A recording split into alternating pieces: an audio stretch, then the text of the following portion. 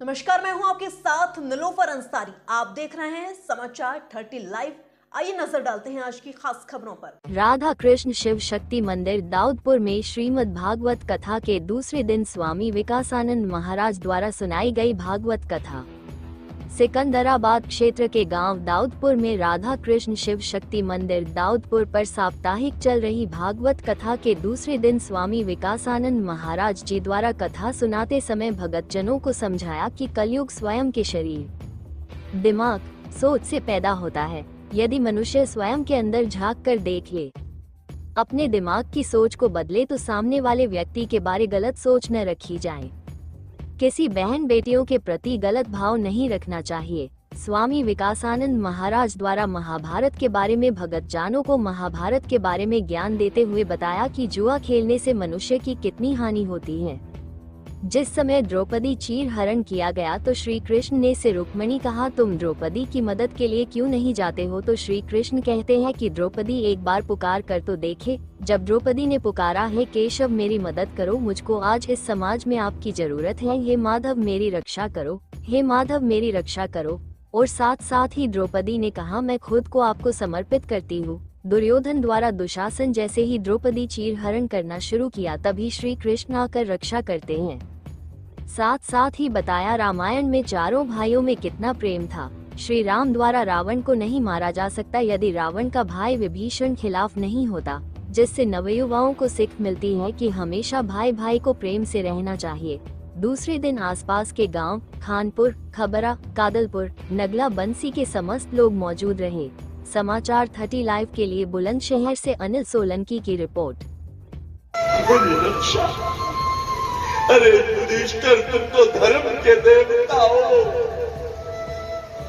अरे युधिष्ठिर, तुम तो धर्म के देवता हो। तुम तो धर्म बचाओ, तुम तो मेरी लाज बचाओ। अरे युधिष्ठिर, तुम तो मेरी लाज बचाओ। पांचों पांडव कोई भी द्रौपदी की रक्षा करने के लिए आगे नहीं आया। माता द्रौपदी समझ गई, ये पांडव मेरी रक्षा करने वाले नहीं है, ये पांडव मेरी लाज बचाने वाले नहीं है। पूरी सभा में जब देखा तो भीष्म पितामह को खड़ा पाया। माता द्रौपदी भागी भागी भीष्म पितामह के पास गई। भीष्म पितामह से हाथ जोड़कर माता द्रौपदी कहती है कि हे भीष्म पितामह, आप मेरे पिता के समान हो, आप मेरे पिता के जैसे हो, और मैं आपकी पुत्री के जैसी हूं, और इस सभा में आप सबसे बड़े धर्मात्मा हो। मैंने आपको पिता कहकर पुकारा है। क्या एक पिता के सामने बेटी को नंगा किया जाए, ये कोई धर्म है? अगर बेटी की कोई रक्षा करता है तो वो पिता करता है। पिता के सामने बेटी को नंगा नहीं किया जाता। कोई भी पिता अपनी बेटी को नंगा होते नहीं देख पाएगा। इसीलिए उठो, हे भीष्म पितामह, उठो और मेरी रक्षा करो, मेरी लाज बचाओ। यहाँ तो भीष्म पितामह भी अपनी आंखें नीचे करके खड़े हुए। और रावण 4 भाई है, राम, लक्ष्मण, भरत, शत्रुघ्न।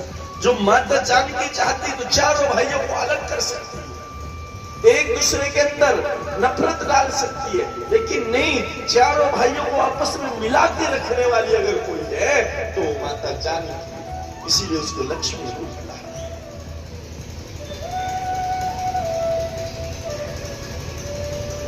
चारों भाइयों को मिला कर माता जानकी नहीं किया, दूर नहीं किया।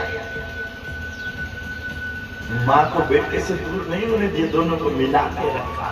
ये माता चाहता।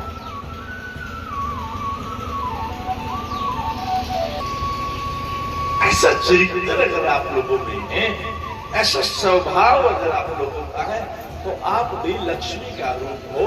और ऐसी स्त्री जिस घर में होती है वो घर वैभव से भरा होता है महाराज, वो घर धन से भरा होता है, उस घर में लाभ होता है, उस घर में बरकत स्थापित होती है, उसी घर में देवता वास करते हैं।